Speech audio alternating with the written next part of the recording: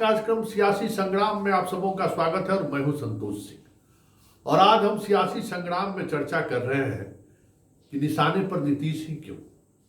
बड़ा सवाल है। जब से नीतीश गठबंधन से बाहर हुए हैं, याद करिए, जब से नीतीश बीजेपी के गठबंधन से बाहर हुआ है तब से निशाने पर सिर्फ और सिर्फ नीतीश कुमार है।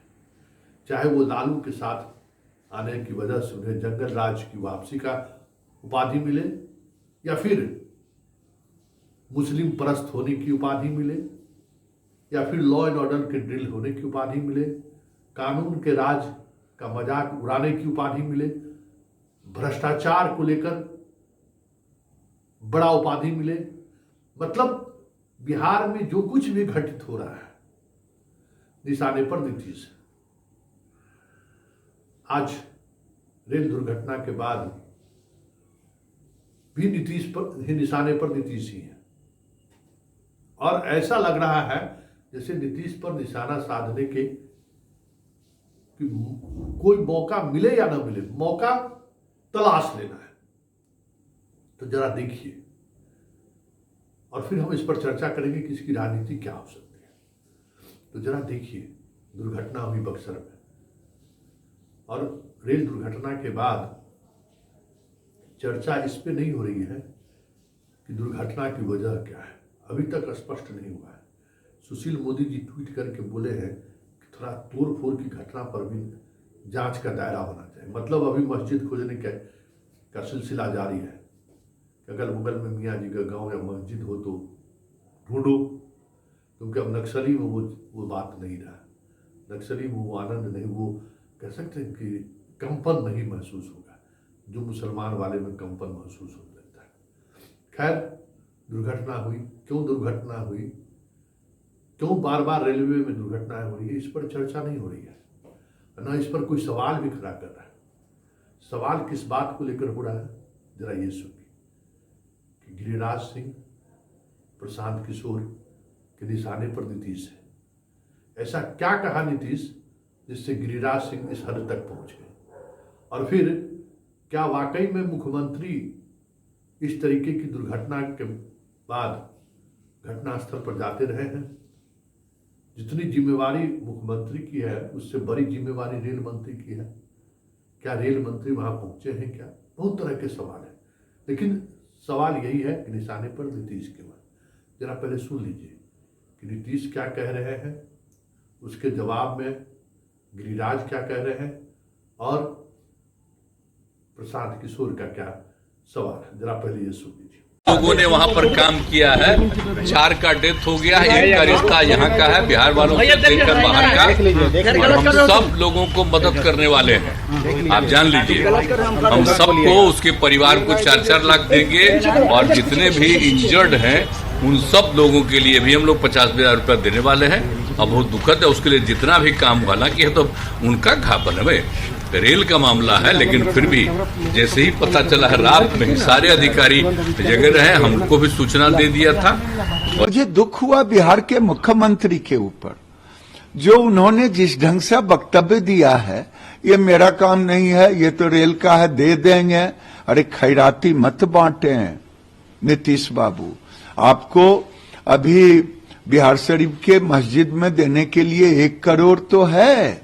इसमें सबसे बड़ी दुखद बात यह है कि बिहार एकमात्र ऐसा धरती पर राज्य है जहां दुखद मृत्यु हो जाए और राज्य का मुखिया इतना अहंकारी है कि वो यहां आया तक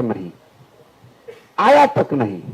दुनिया में, भारत की बात नहीं कर रहा हूं मैं, दुनिया में कहीं, अमेरिका में कहीं मृत्यु हो जाए, वहां के राष्ट्रपति को अपना काम छोड़कर जाना पड़ेगा। तो आपने सुना अंदाज क्या है, और उस अंदाज में आक्रामकता कितनी है। देखिए, ये सारी चीजें अगर आप गौर करेंगे, सम्राट चौधरी का अंदाज, सुशील मोदी का अंदाज, ये सारे अंदाज पर आप जब राजनीति पर गौर करेंगे तो निशाने पर नीतीश है। क्योंकि बीजेपी को अभी भी लगता है कि बीजेपी अगर सीधी लड़ाई आरजेडी से लड़े तो उनकी वापसी 100% उम्मीद की जा सकती है, सीधी लड़ाई। और अगर बीच में नीतीश खड़े रहे तो फिर उन्हें परेशानी है, क्योंकि नीतीश ही एक ऐसा एलिमेंट है बिहार की राजनीति में जो बीजेपी को भी राज्य में स्पेस बनाने पर रोक रही है, बीजेपी को भी रोक रही है और आरजेडी को भी रोक रही है।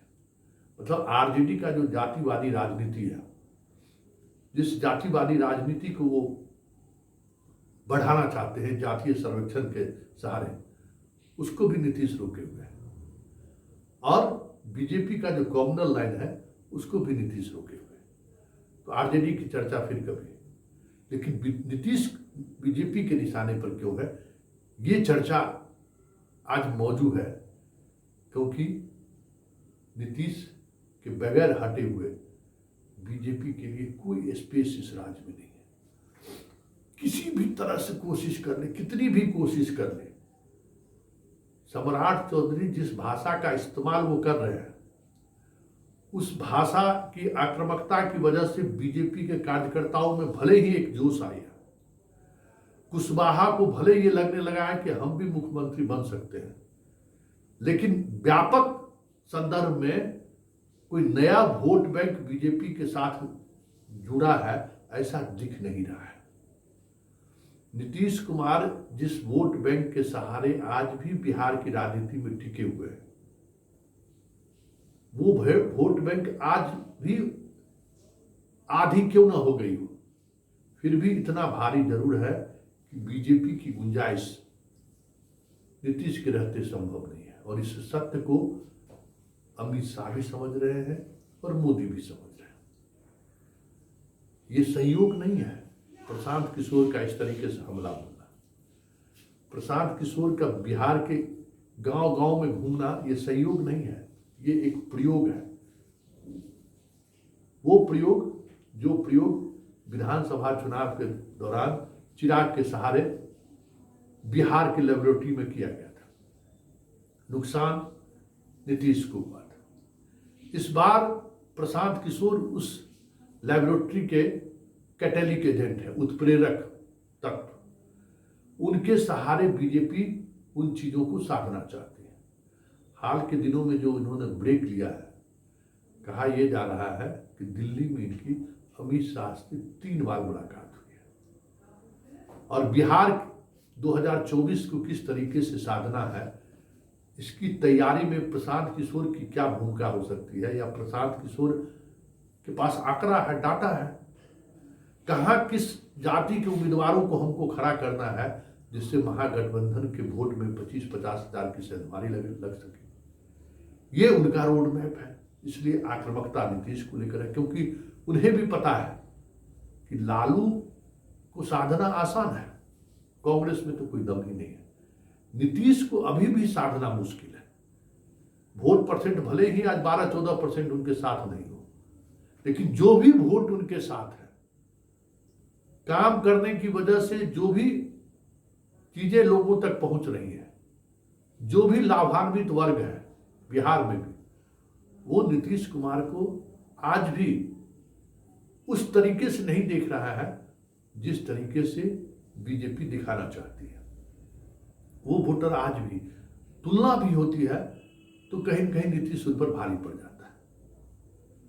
और इस बार जिस तरीके से नीतीश कुमार मोदी की घेराबंदी बिहार में कर रहे हैं और राष्ट्रीय फलक पर जिस अंदाज में उन्होंने विपक्षी एकता को लेकर मुहिम की शुरुआत पटना से की, आज भले वो मुहिम कहीं जाके ठहर सा लगता है कि ठहर सा गया है, लेकिन अंदाज जो है और जिस तरीके से नीतीश का बॉडी लैंग्वेज है, बार बार वो जो बातें कह रहे हैं, वो बात मोदी को भी खटक रहा है। क्योंकि उन्हें पता है कि अगर बिहार में नीतीश की छवि ये बन गई कि ये अगले प्रधानमंत्री के दावेदार हो सकते हैं, तो बिहार ही नहीं, झारखंड और पूर्वी यूपी में भी नीतीश कुमार उन्हें परेशानी खड़ा कर सकते हैं। ये बात शाह को भी समझ में है और मोदी को भी समझ में है। और ये सच्चाई है जिस सच्चाई की वजह से निशाने पर नीतीश है। क्योंकि नीतीश की घेराबंदी अगर बिहार में नहीं हुई तो फिर बहुत मुश्किल होगा नीतीश को संभालना। इसलिए नीतीश मानसिक तौर पर कमजोर हो गए हैं, नीतीश खास बीमारी के शिकार हो गए हैं। सम्राट चौधरी कुछ इस तरीके की बात कहने लगे हैं कि पत्नी का सरकारीकरण सरकारी पैसे से करते हैं, पिताजी को फर्जी स्वतंत्रता सेनानी घोषित करा लेंगे, क्या क्या चीजें वो कह रहे हैं। वो इसलिए कि बीजेपी के कार्यकर्ताओं में जोश बने और नीतीश कुमार का जो एक प्रभाव मंडल रहा है कि कोई उनके खिलाफ बोलता नहीं है। एक मतलब कोई तार्किक तरीके से नीतीश के सवालों का जवाब आज भी बहुत कम लोग देते हैं। तो वो माहौल बनाया जाए नीतीश के खिलाफ, उसकी तैयारी में सम्राट चौधरी लगे रहते हैं। अब इसका कितना प्रभाव पड़ेगा ये तो आने वाला वक्त बताएगा, लेकिन इतना तय है कि निशाने पर नीतीश आज भी इसलिए है कि बीजेपी को डर है तो सिर्फ और सिर्फ नीतीश कुमार से।